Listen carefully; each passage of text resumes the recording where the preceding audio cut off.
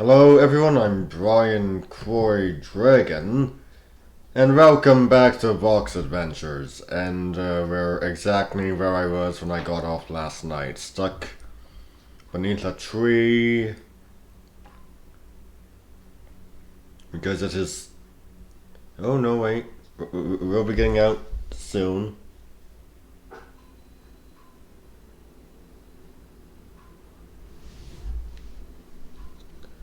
So what shall we talk about? Well, George Segal died recently. I am, of course, familiar with his work. A bit of it low. I was introduced to him through Johnny Quest, The Real Adventures, where he voiced Dr. Quest in the first season. And was later reintroduced to him in the English dub for The Tale of the Princess Kaguya.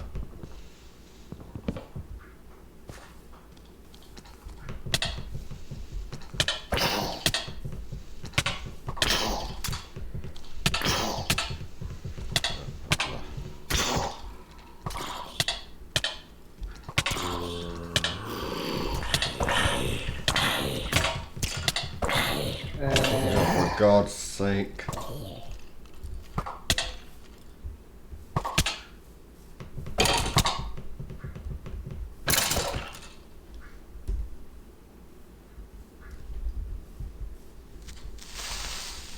Geez, not a good time to be switching armor, or to be adding armor.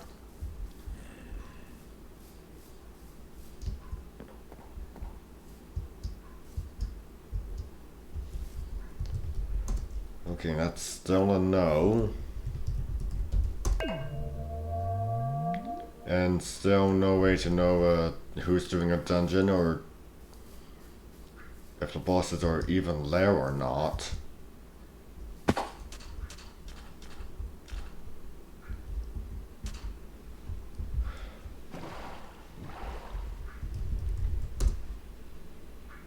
No, I should probably be doing this further. Yeah, okay. Unless a skeleton wants to turn sniper,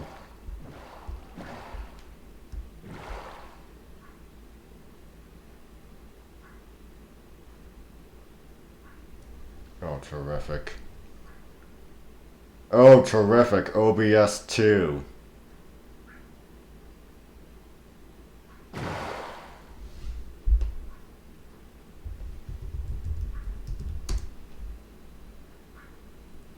Oh. Oh, okay. Thought I had more boots.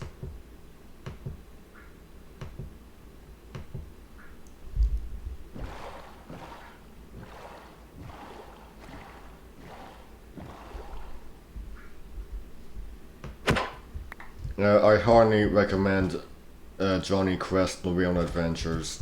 Both seasons are fantastic. I've got the DVDs. Got the original series on DVD. As I said, I don't have the new adventures on DVD.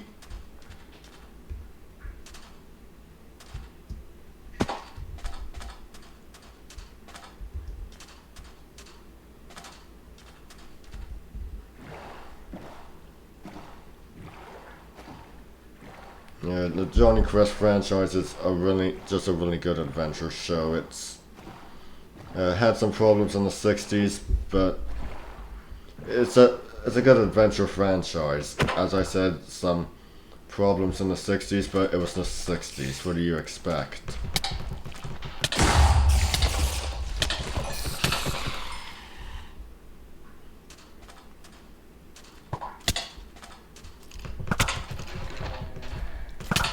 Jeez.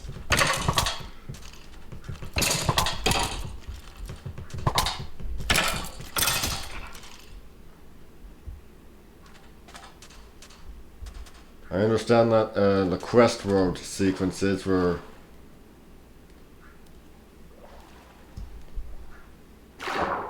basically executive meddling to do some CGI things, but I like it.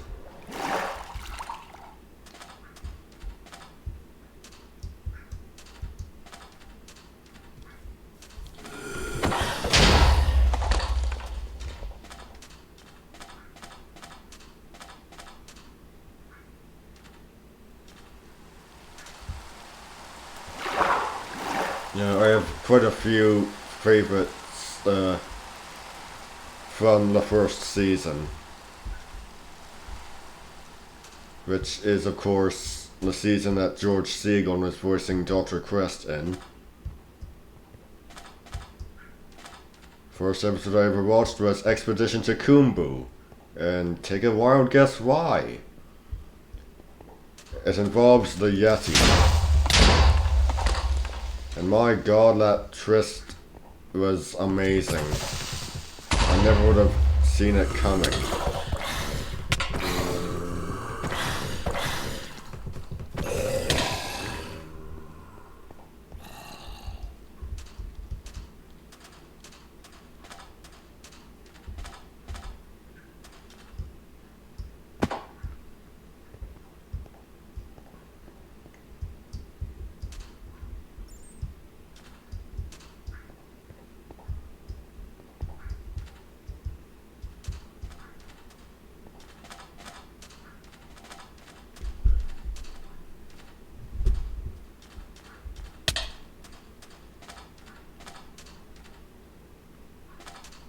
Yeah, Nadovu's last journey is another excellent episode.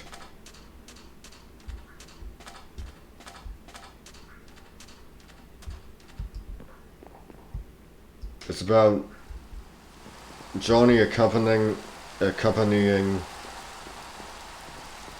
an elephant to the elephant graveyard. The elephant is named Nadovu.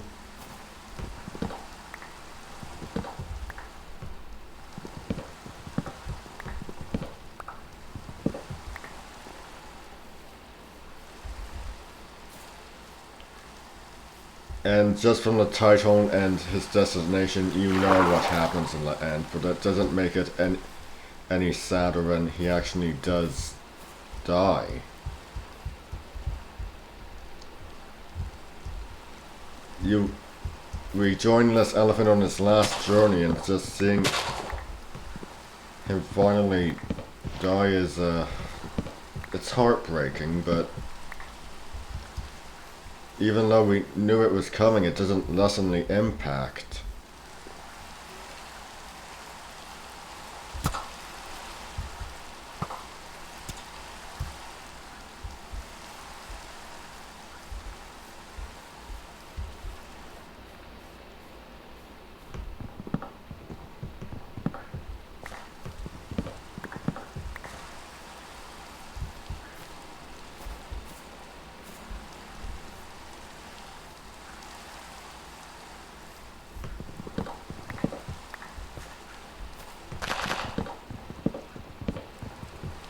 What not?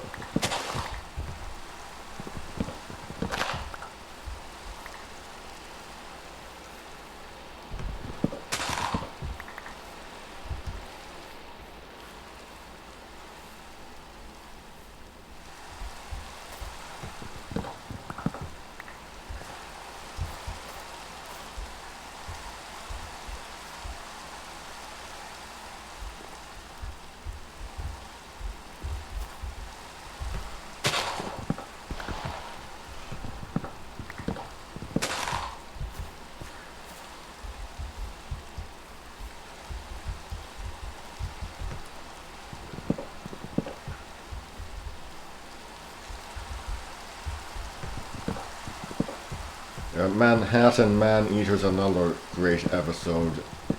There's a tiger, an escaped tiger loose in Manhattan.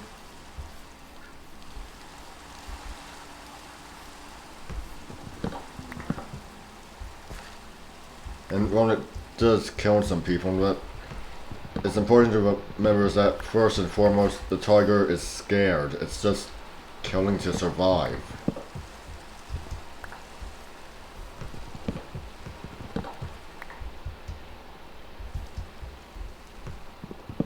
And as one of the characters who appears in that episode learns, there's nothing just about killing a frightened animal.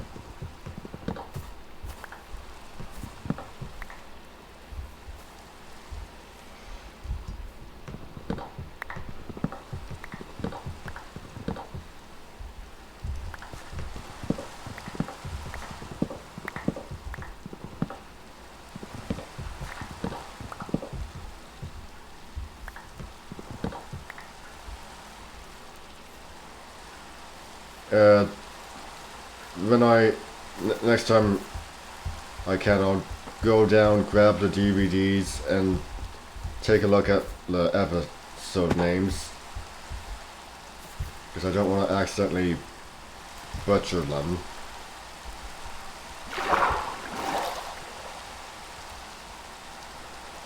Because there's a lot of episodes, and I really don't want to accidentally get a name wrong or anything.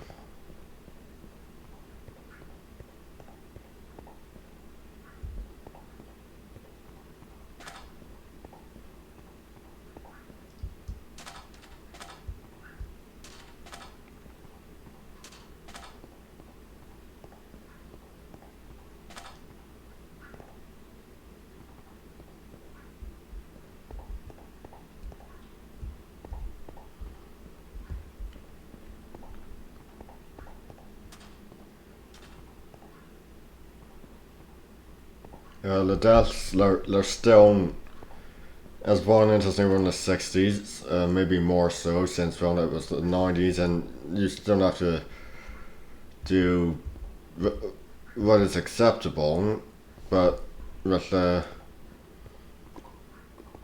times having changed a bit, more deaths have become acceptable.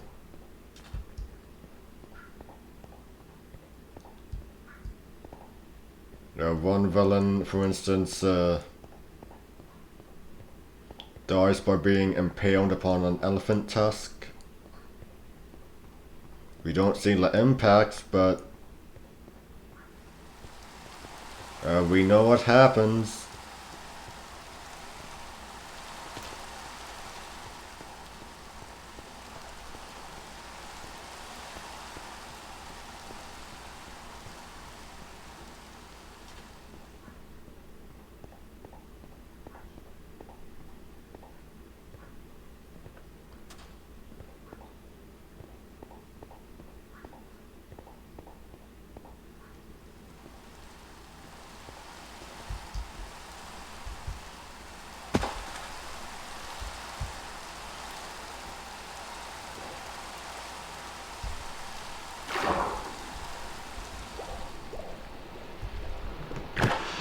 Oh, calamari.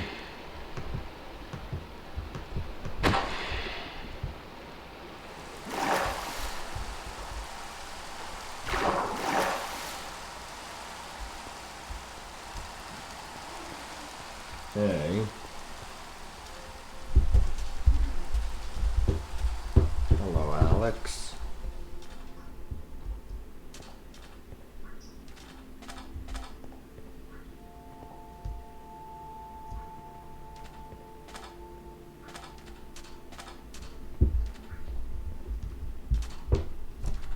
Hey.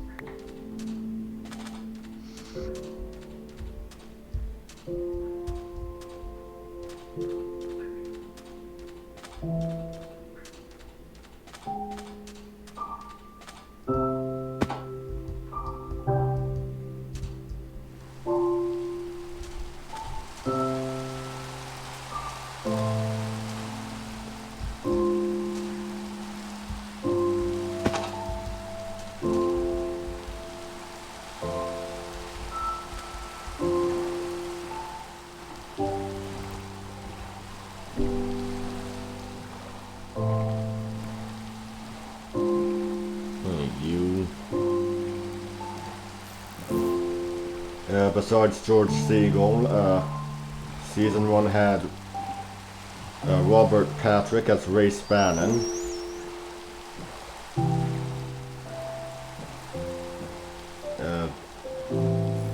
Robert Patrick, of course, was the voice of Priandao in Avatar: The Last Airbender.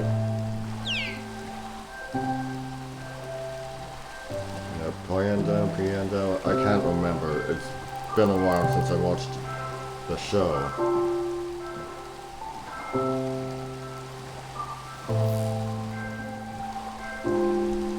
Pretty sure it's Priandao. Hey. And of course he was also the villainous Terminator in Terminator 2.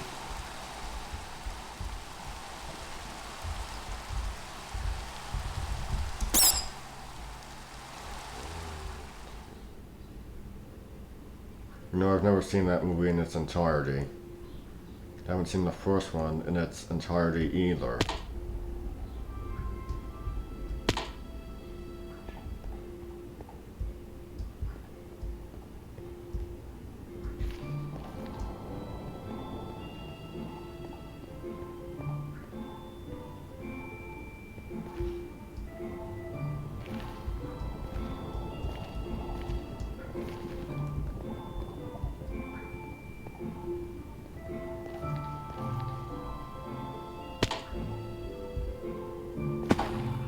Is the sun even rising here? I can't tell.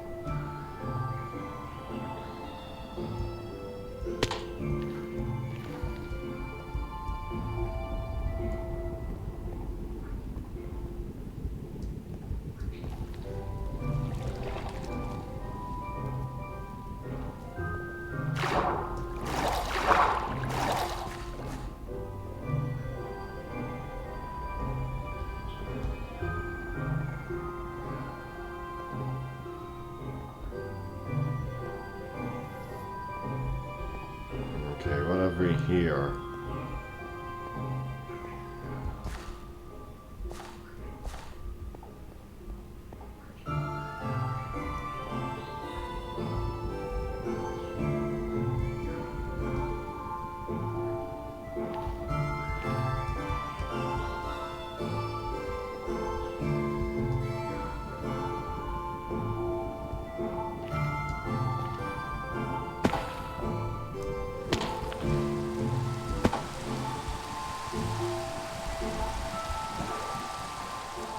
And it's raining again.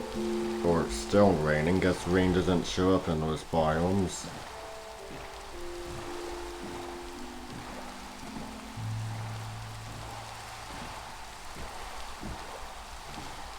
Okay.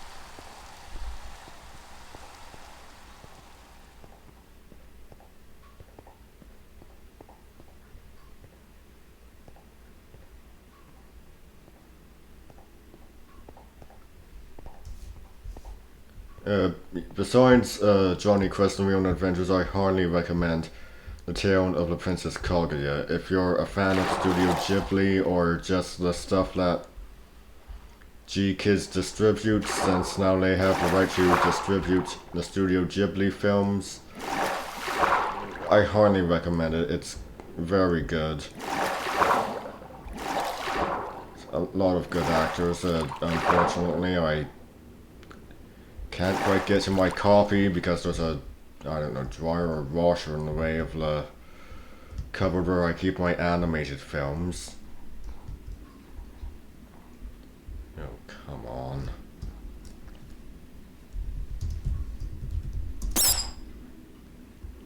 Come on, up, up, up.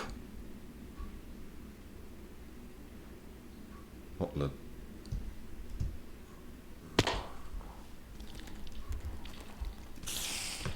Outside of a desert?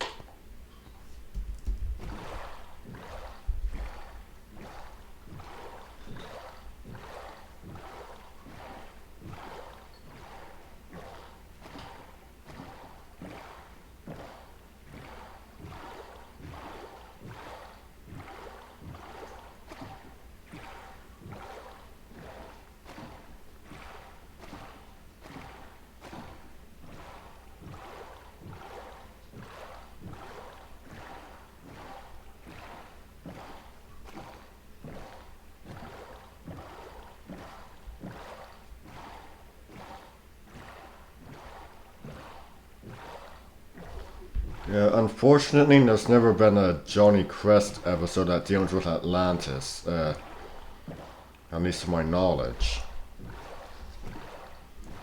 On the Indiana Jones side of things, yes, we've had Indiana Jones and the Fate of Atlantis. Never really had anything like that on the Tintin side of things. Definitely has something related to Atlantis when it comes to Blake and Mortimer. I've read that much.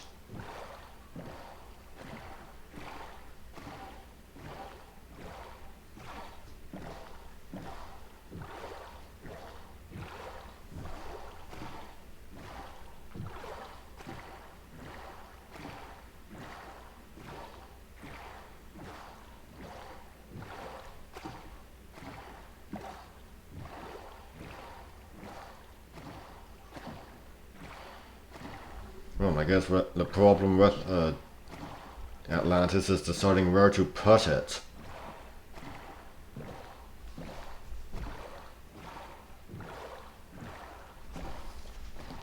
Beyond the Pillars of Hercules is definitely a location, but where exactly would you put Atlantis? That doesn't really...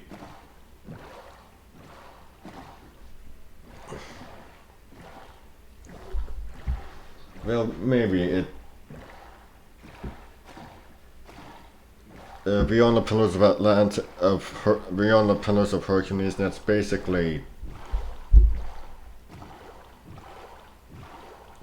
between, oh, you know, it's pretty much everywhere between Europe and the Americas.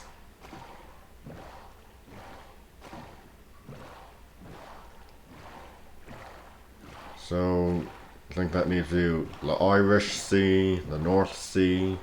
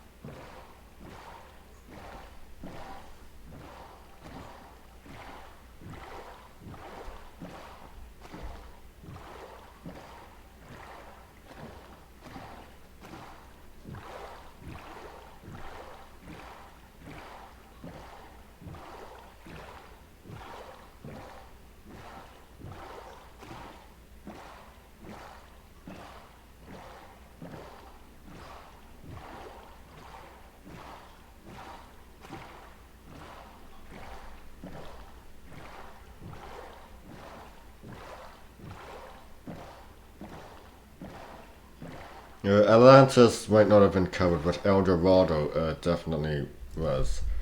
Okay, battery running low. Time to get the charger.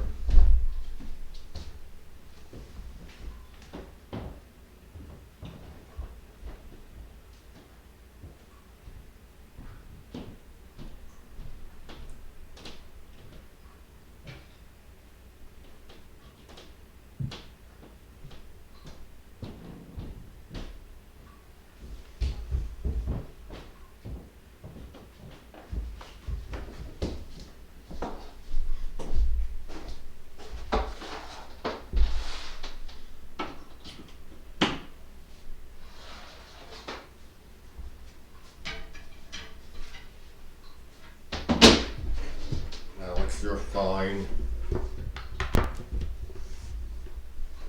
Hey.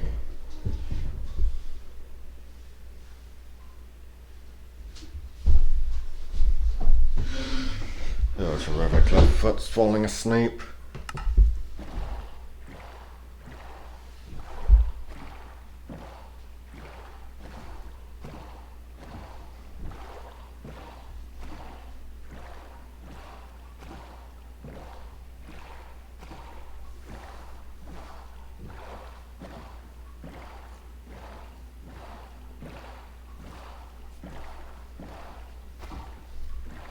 It's kind of like the road to El Dorado, in a sense.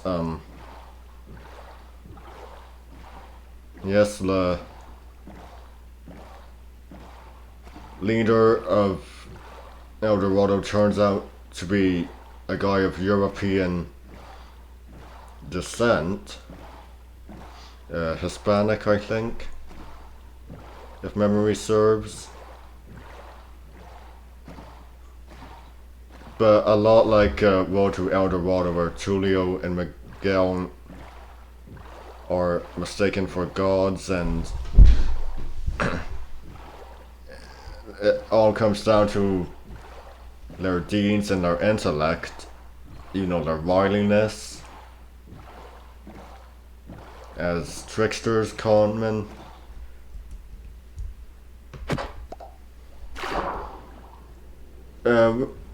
With the Johnny Quest example, the guy's an ornithologist, and he becomes their leader by actually saving their sacred condors.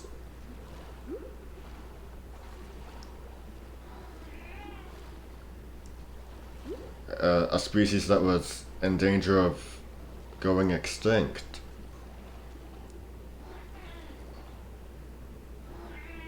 I mean, yes, this might spoil it for some people, but again, it's not a thing about physical strength or arms or that sort of thing. It's just a bit of. It's just all about the mind and what you can do with it.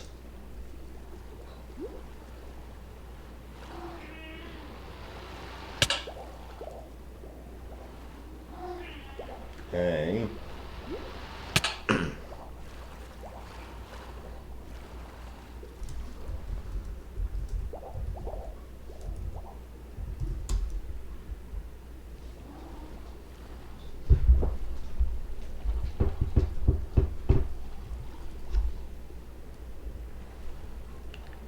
So where are we?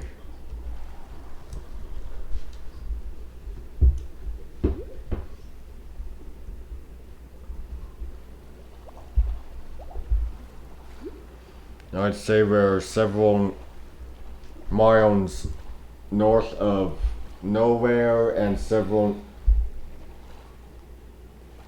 miles south of where the dead crabs go. What does that mean? It means I have no idea where we are. Hey.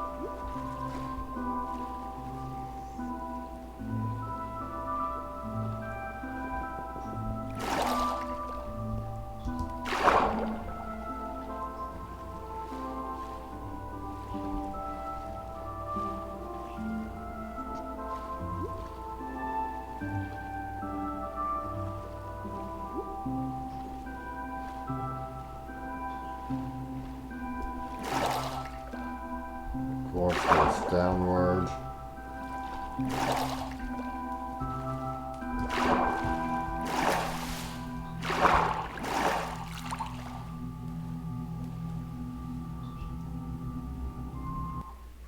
Oh, yes, of course.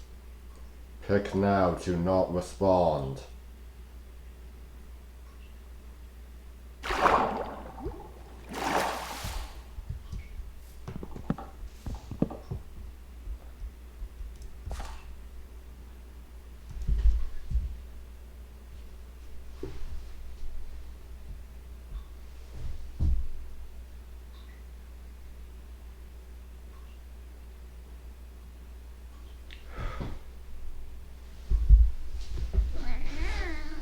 You're fine. You're just coming with me. Relax.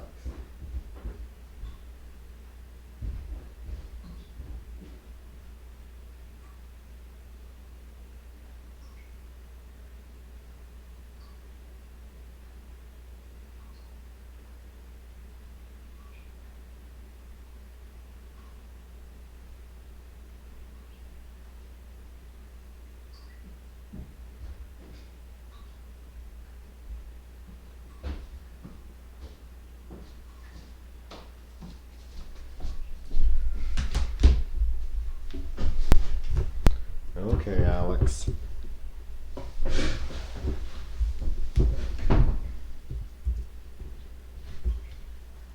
Alright, so here we are, the DVDs. Now let's see here.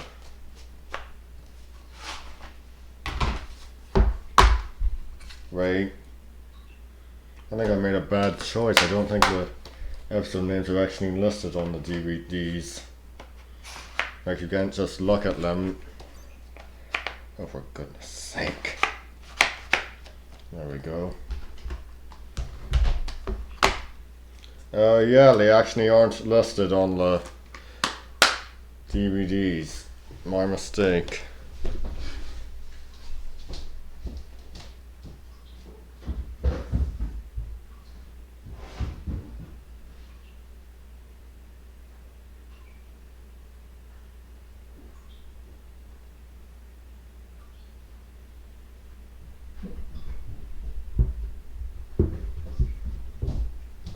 Alex. Okay, just looking it up on my phone. Then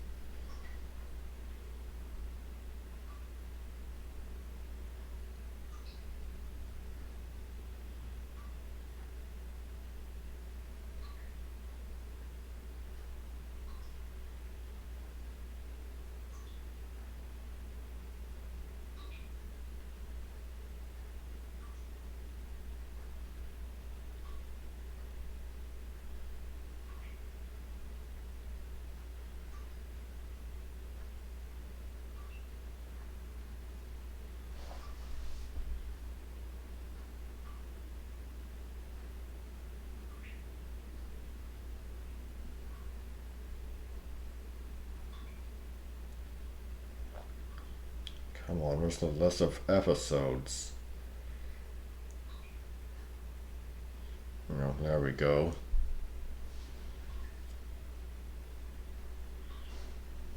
Okay, first episode, The Darkest Fathoms. Excellent. Very good first episode.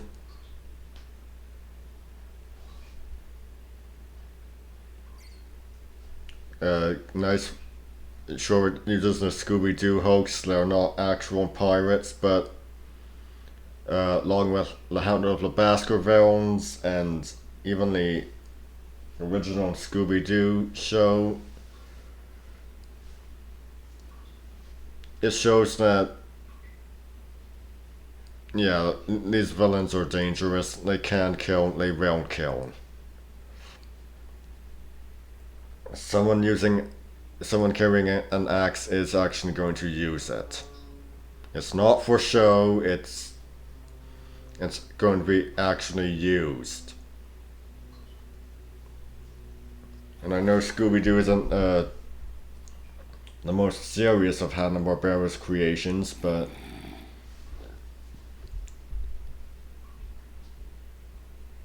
with something like Johnny Quest, it does take you back to earlier uses, like, again, Hound of the Baskervilles. Escape to Quest World, the view of Jeremiah Surd, voiced by the great Frank Welker. I highly recommend it. There we go, in the realm of the Condor, last episode with El Dorado. It's an excellent, excellent episode.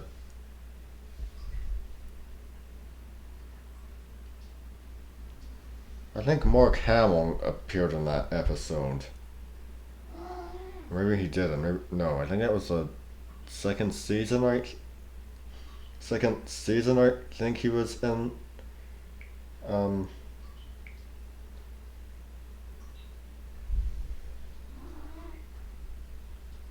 let's just see here.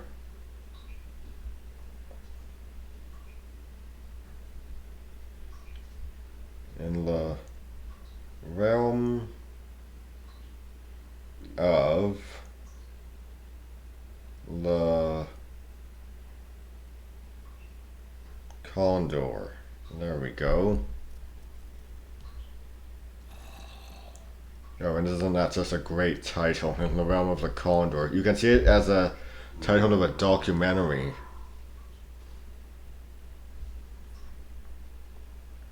Okay, let's see here.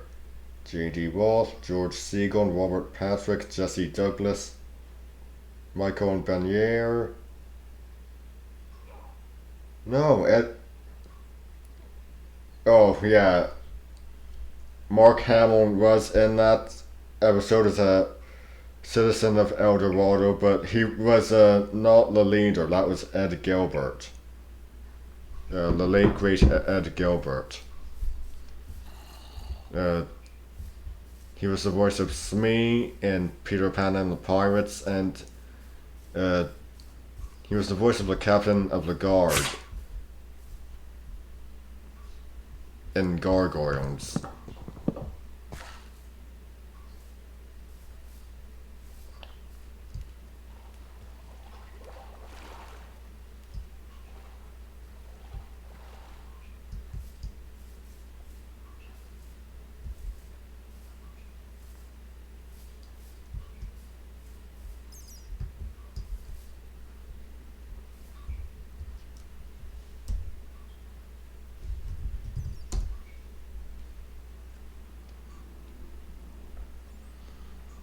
It's really too bad they weren't doing title cards for the Real Adventures, because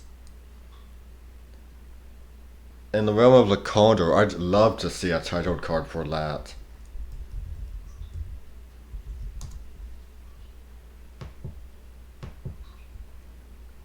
I mean, just the title alone, it's just a really, really great title, and it's an amazing episode.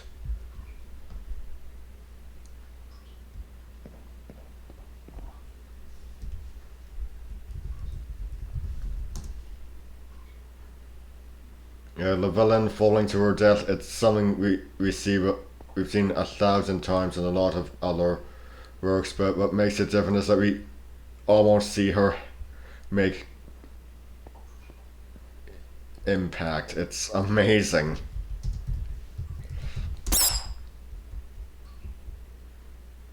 It really shows just how far you can go if you put your mind to it, I guess, or with what standards will allow. They won't show you the body hit the ground, but they'll just allow you to get as close to it as possible. Oh yeah, that's amazing.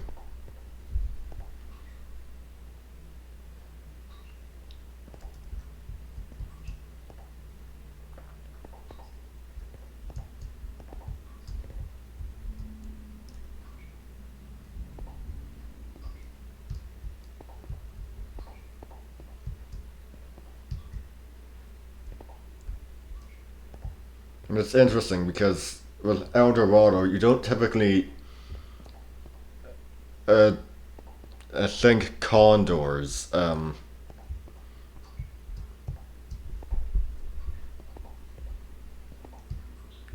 you look at the road to El Dorado, you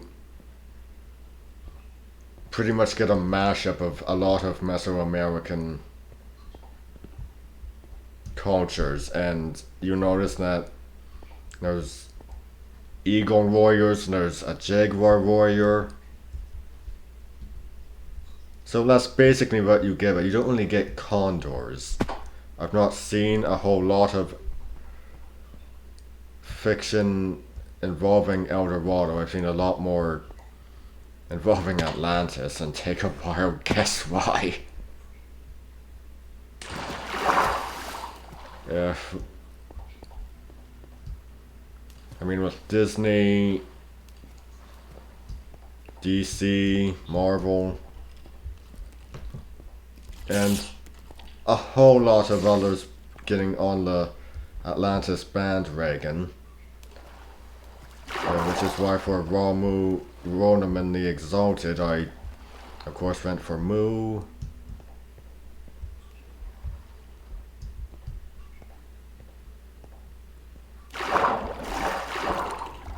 Might be planning to rewrite that story. Put Mu in the Irish Sea, since if it was identified with Atlantis by a person who first proposed its existence, and Atlantis is, well, not the place's actual name. It's not even Hellenistic or anything like that. It's well outside the Mediterranean and all that. Definitely put it in the Irish Sea. Maybe go for a 1980s instead of a 1960s setting.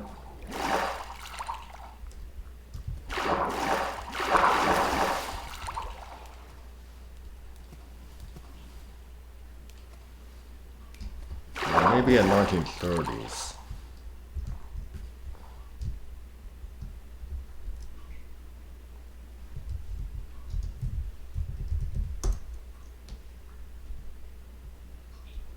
But yeah, when you think of El Dorado, you don't really think condors, and that's something that I really like. It's just an excellent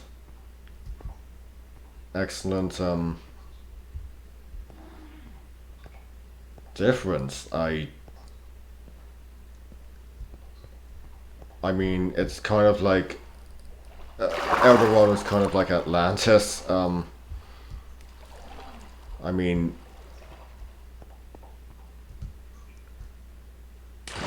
people go in search of it. Maybe the show In Search of actually did an episode on El Dorado. I only did one on Atlantis. I've watched it.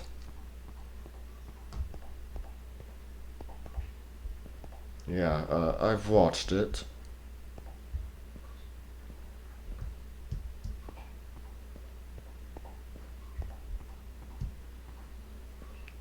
I'm not so sure. Not 100% sure if they did an episode on El Dorado. Yeah, to my shame, I watched their TV movie on ancient astronauts. Yes, to my shame. Oh, yes, please don't respond. That was sarcastic. I have, of course, I've, of course, watched our episode on ape men, Sasquatch and things like that.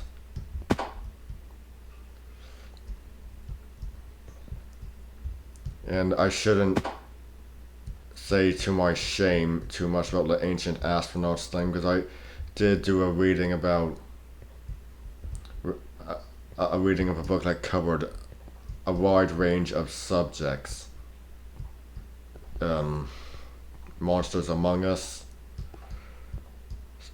it covered the cryptozoological, the extraterrestrial. Jeez. The supernatural. Really, if it didn't cover ancient astronauts, yeah, you get the idea.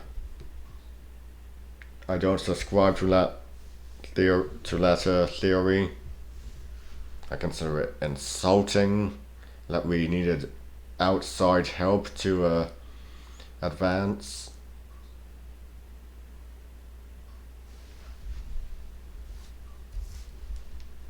It makes for good entertainment, but as a theory, I just despise it.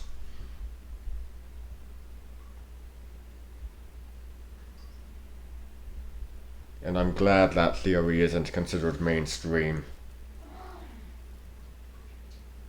Holla.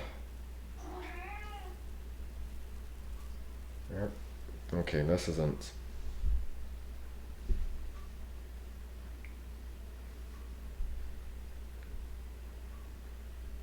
Episode 4, Rage's Burning Wheel. Okay, so this was where the character Ezekiel Rage debuted. He was one of the recurring villains. Leader of a doomsday cult, wanted to bring the destruction of the world and all that. Hey. Yeah, he's a bit of a tragic character.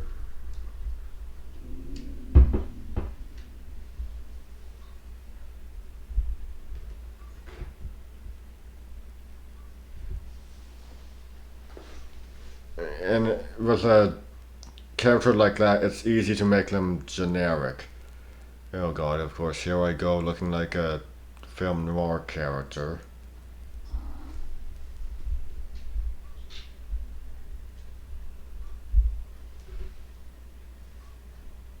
Yeah, episode 5, Nadofu's Last Journey. Of course, I've spoken of it. One of my favorite episodes. I highly recommend it. Manhattan Man-Eater, episode 6. Another great episode.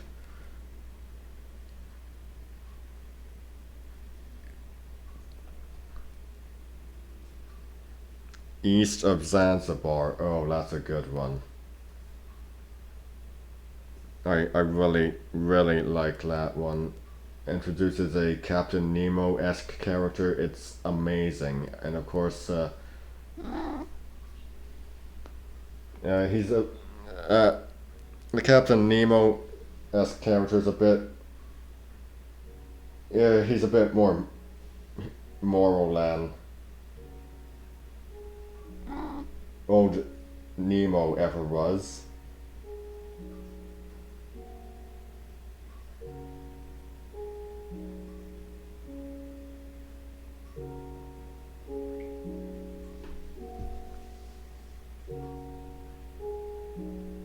Hey.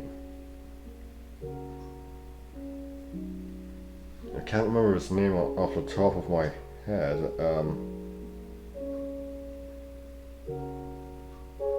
Of course, the episode involves a giant squid.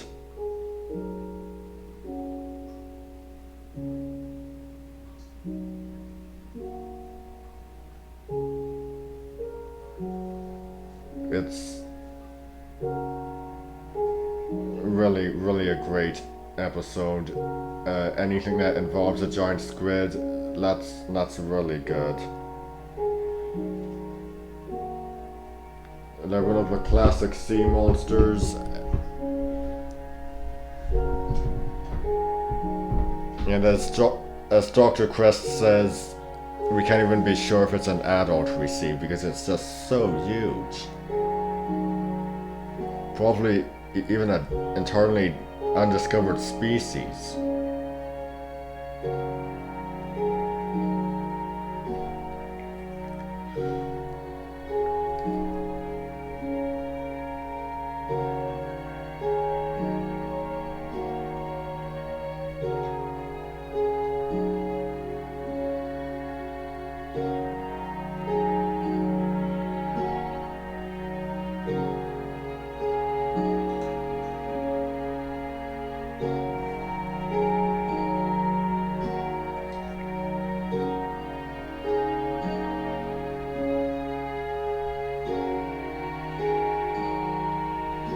Right, the captain's not listed on IMDb. Whoever voices him isn't.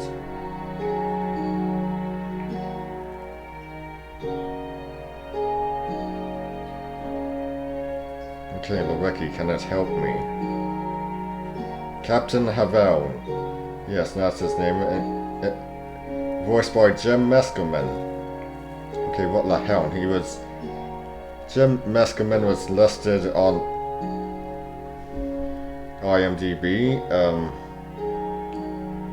Oh yeah, he was Havel. Doesn't state his rank low, so that's why. Yeah.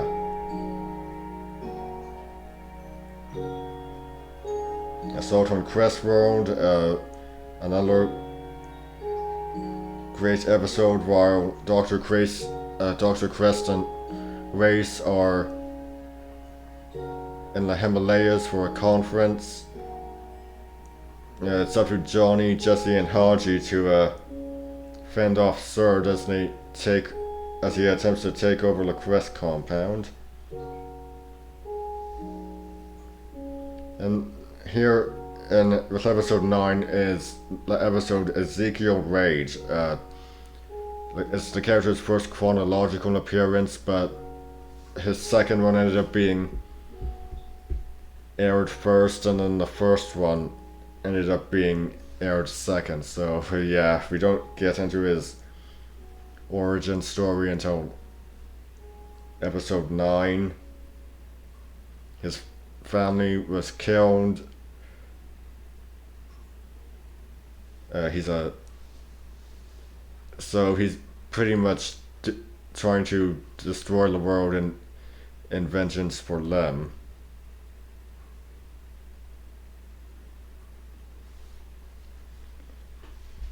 Alien and Washington. Oh wow, that's a really, really good one.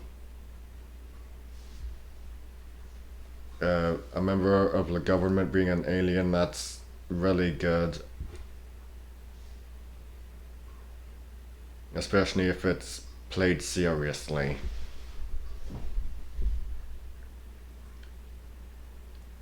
Return of the Anasazi. Oh yeah, that's a good one. You have Irene Bedard, I think her name is, as Alice Dorsier. Irene Bedard was the voice of Pocahontas in the Disney film.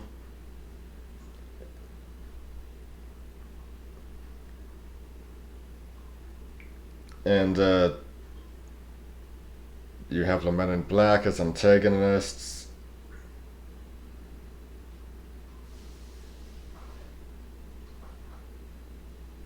And what's interesting is that the Anasazi turned out to be,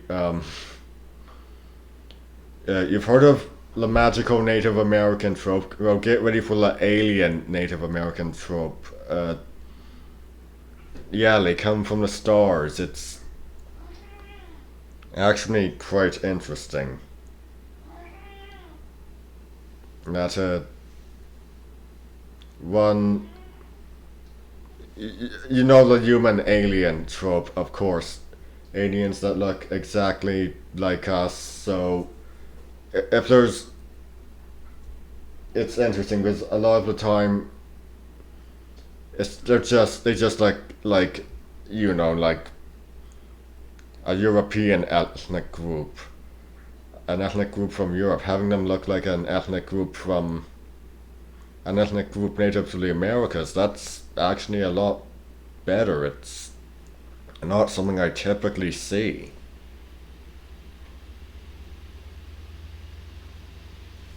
Doctor, the alchemist, Doctor Quest, is commissioned to find the Philosopher's Stone, and of course, it is actually found. And the Philosopher's Stone is one of the great artifacts of fiction. It's nice to see it used in this show.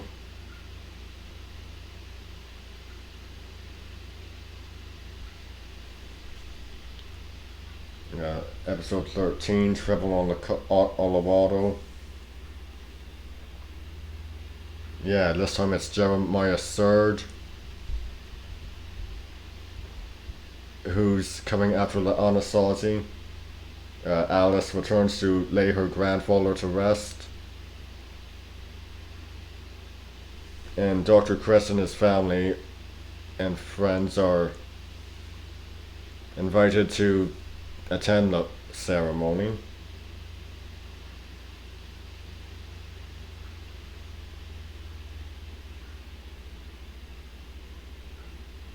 Oh wow, in the wake of La Mary Celeste, that's actually a really good one.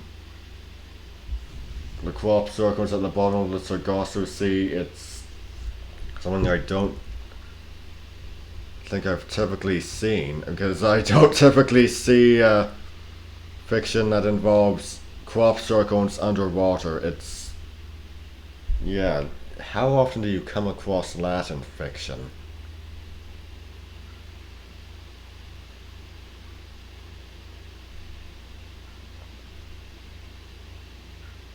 Mark, wonderful trip to Borneo.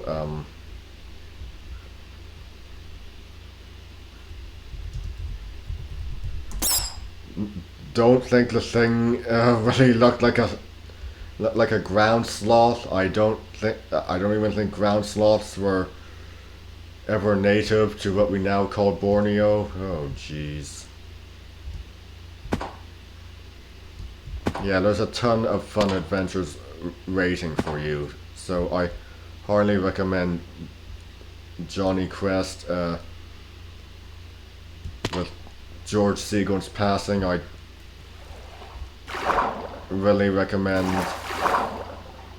season one of the Real Adventures and the Tale of the Princess Kaguya. His he was a tremendous voice actor. He was very good.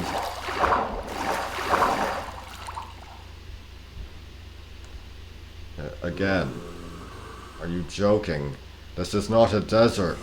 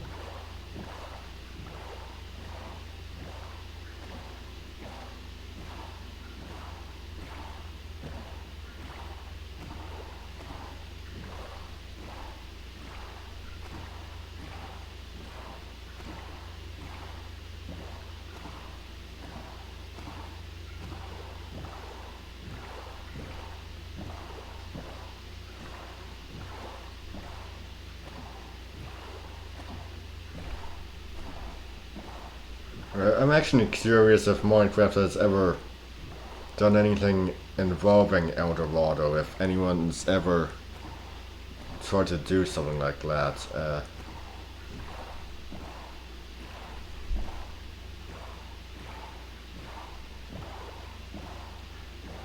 I've done a bit of research on the subject. I know that El Dorado originally referred to a chieftain.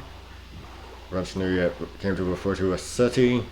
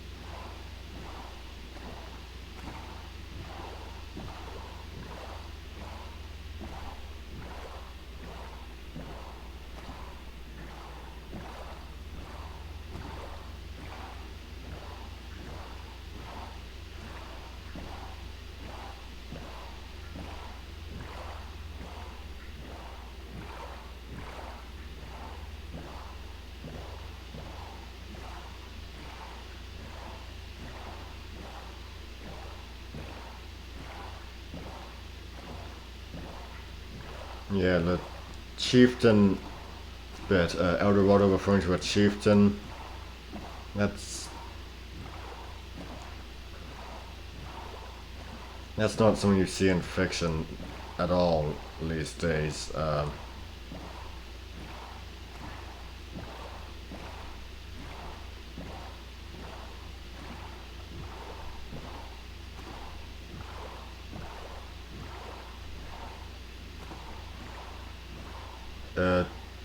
no going into the origins of this place, no saying it was named after its founder or anything.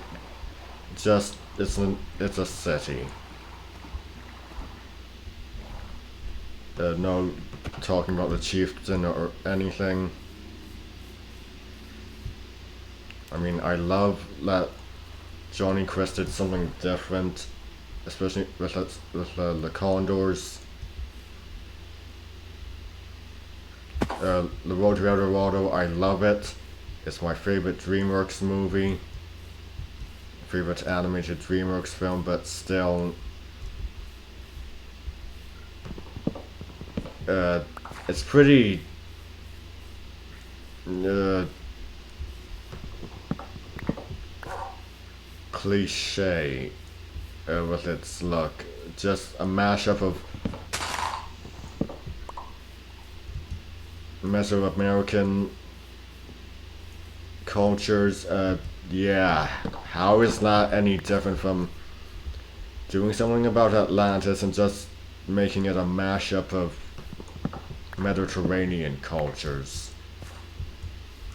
You know, like the whole Greco-Roman look that's stereotypically used for Atlantis.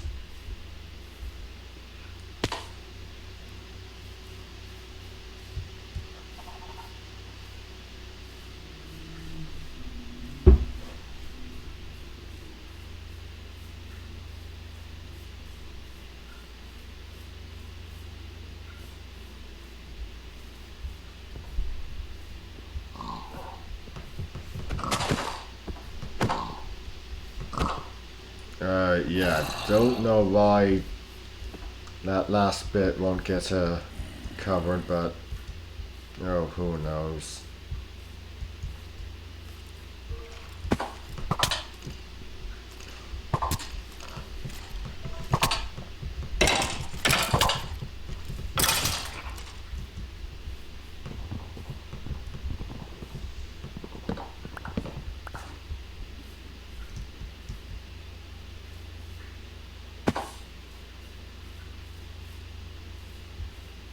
Oh! On, we can get there. We can make it. No.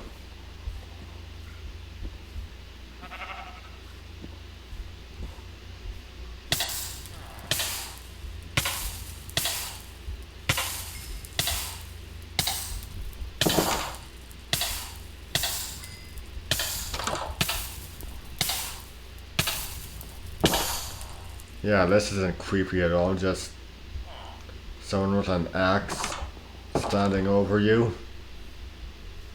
while you sleep.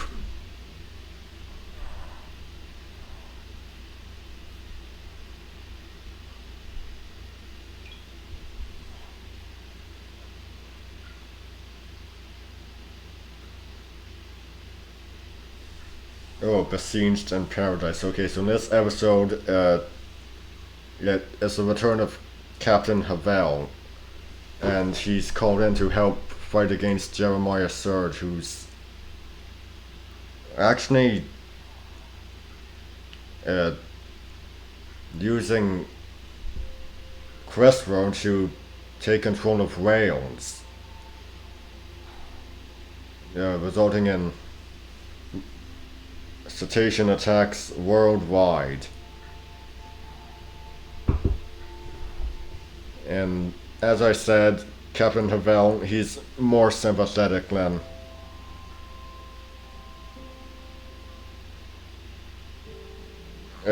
Captain Nemo, who inspired him. Uh, in defense of the whales, that's much better than just revenge against the whole world just because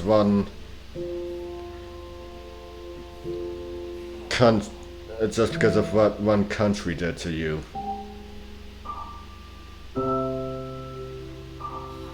Oh, the Spectre of the Pine Barrens. Okay, this is a really, really good one. You've got the Jersey Devil, you've got Redcoats, you've got the Minutemen. You have the original copy of the Declaration of Independence.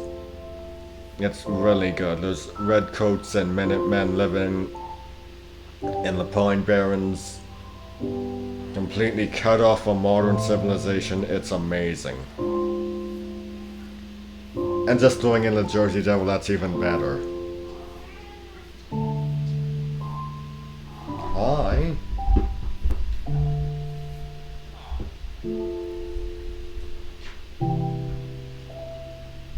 You're going to...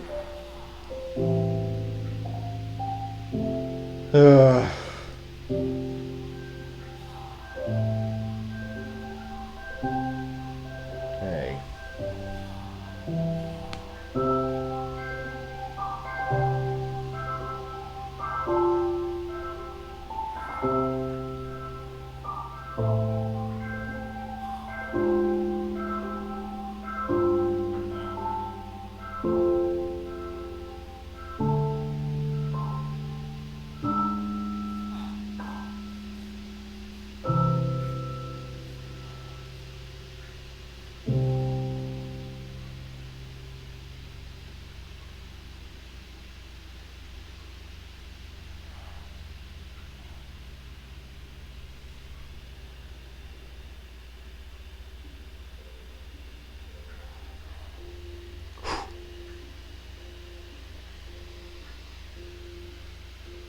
Hey.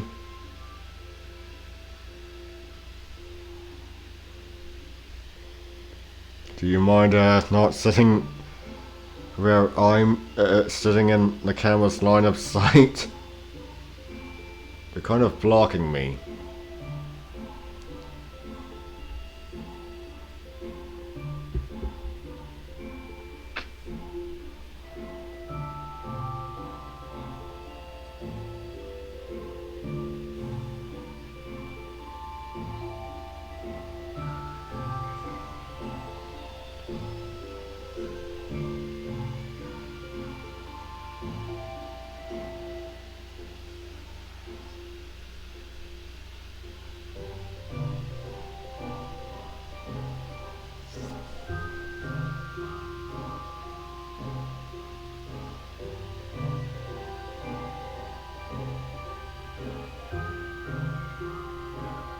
Hey.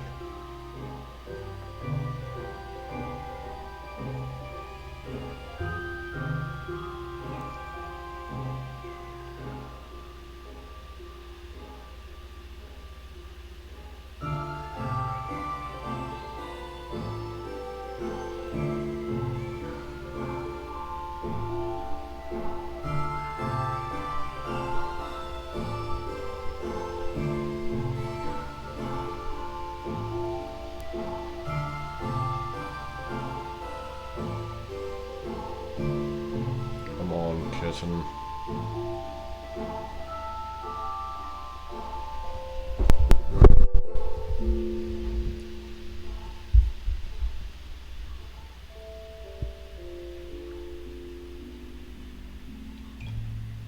Yeah, the Spectre of the Point Barons again.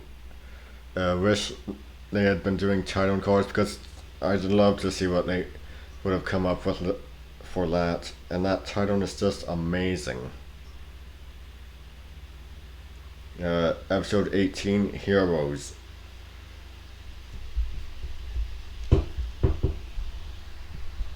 Which actually has to do with the statue of Apollo. Thank you, Alex. I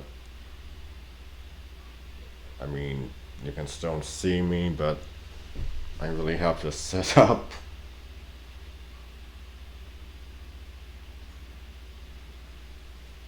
And of course, Jeremiah Surge is back, even taking the form of Medusa in Quest World.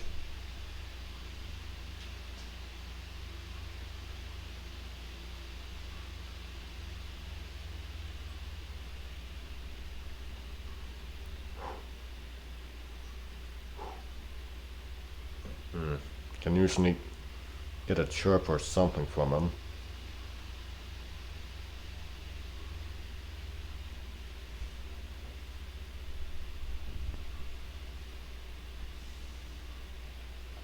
Episode 19, The Ballad of Belle Bonet.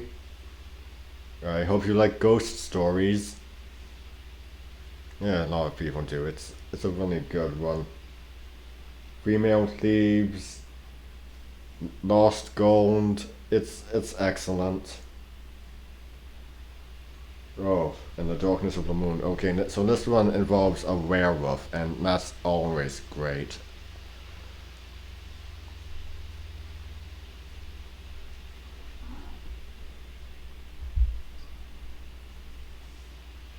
Okay. As Race Bannon says, animals should only be shot with tranquilizers, and well, as Johnny said in well, no wait, Race said it, and he even back in Nadovu's last journey, he says the only way to shoot big game is with a camera. So cameras, tranquilizer darts, that's the way to go about it. And it's set an episode set in Canada, so you know I love it. I love my country being a place of visitation for globe-trotting adventurers.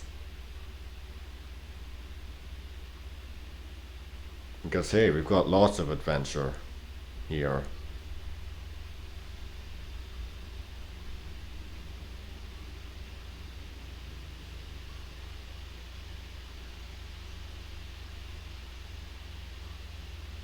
Oh, and that title, In the Darkness of the Moon.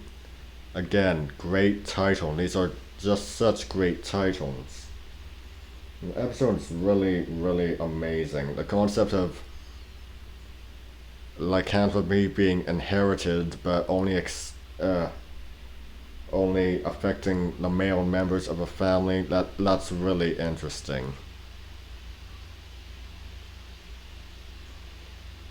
Yeah, The Secret of the Moai, episode 21, involves ancient astronauts, aliens coming down from outer space to help with human evolution. Alex, yeah, yes, I see you rubbing your head against my phone. They possess DNA altering technology, and of course, their base of operations was Easter Island. It's just such a great episode. Has one of the few uh, Deus Ex Machina in the show, but I like it. And really, just the skeletons of the aliens are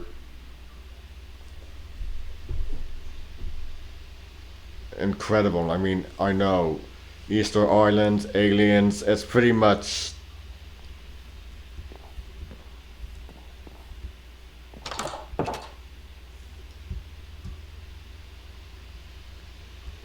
it's kind of cliche, but if done well, it's done well.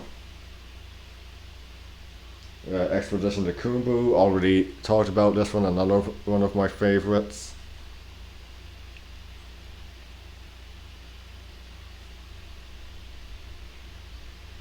Actually, if you're going to sleep, does that mean...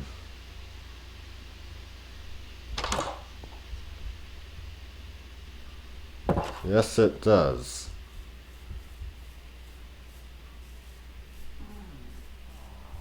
Yes, Alex.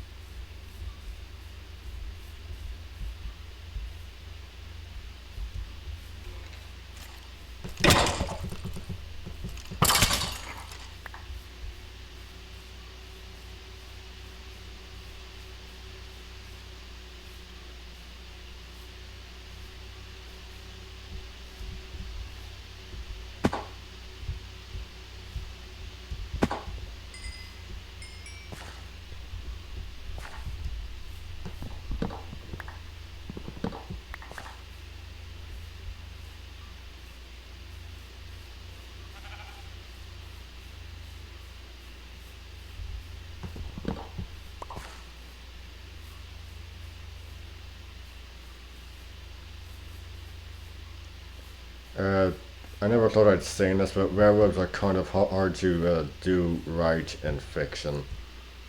I mean, a lot of people do werewolves, but I mean, they're one of the stock monsters, but it's probably because they're so stock that they're hard to do correctly. Uh, like Lycanthropy only being inherited by the male members of a family, that's a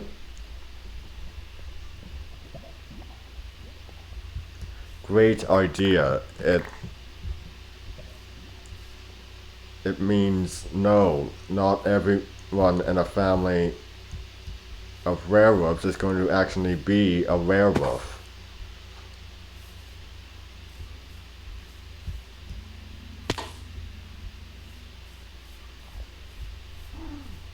Hey.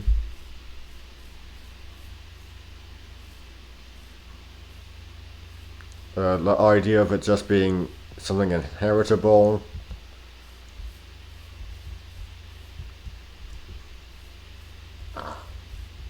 rather than being something that's caused by a bite. Again, love that idea. I hate the Hollywood idea of it just being a bite. That's not how it was in the folklore. Things like just wearing a belt made out of rough skin. Things like that, drinking rainwater from a rough paw print.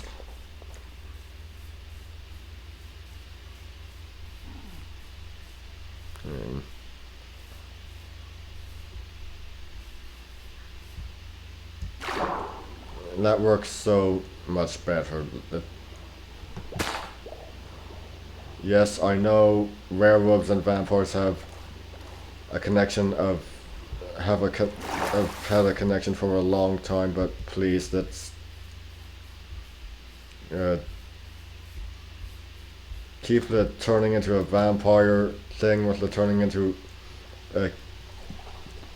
keep the turning into a vampire method with the vampires, and keep the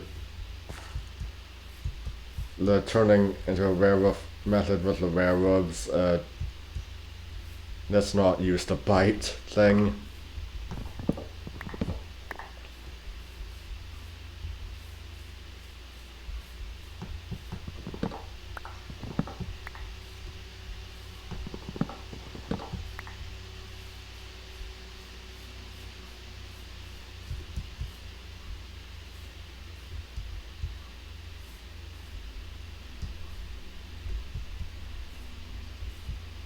Hey.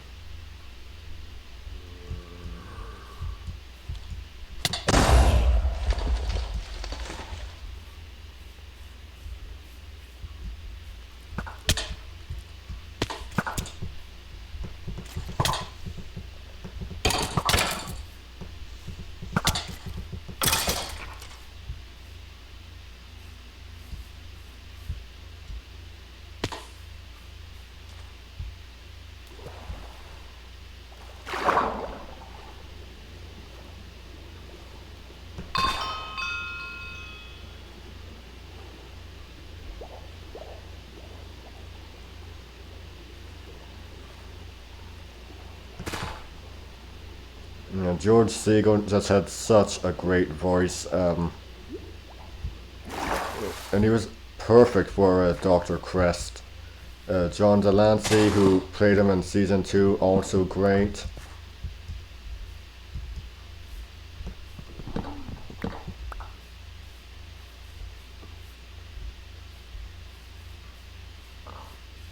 I can. It's just having. I don't know. Didn't George Segal never do anything audiobook related? I should check it out. Check out Spotify. Speaking of Spotify, I was recently disappointed with Charlton Heston reads the Book of Moses. I mean, makes sense. He's played Moses, he's played John the Baptist, but halfway through it just, I don't know, some sort of error or something that makes you go from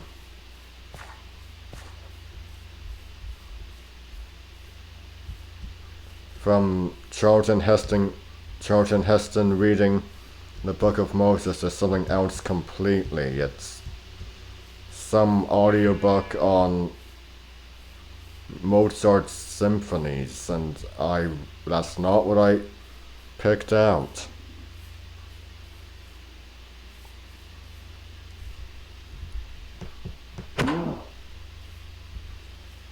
Yeah, when the goats come, I'm not going to be able to do that with them. Oh.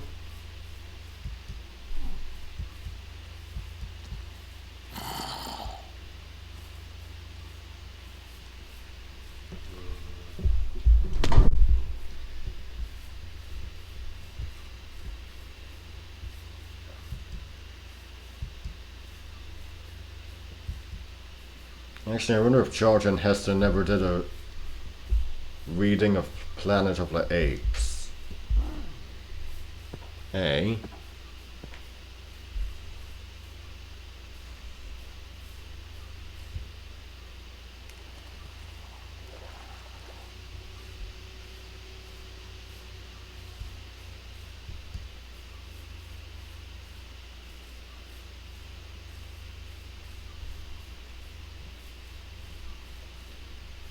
Yeah, that's as far as we can go.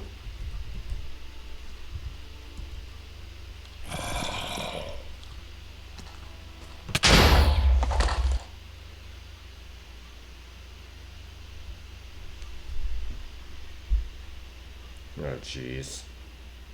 What a time to not respond.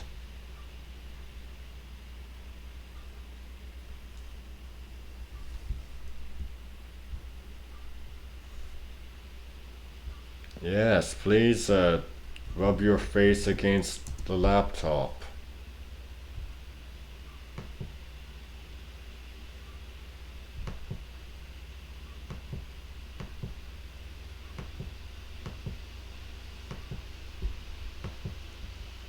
Well, that's all for today, everyone. I'm Brian Croydregan signing out.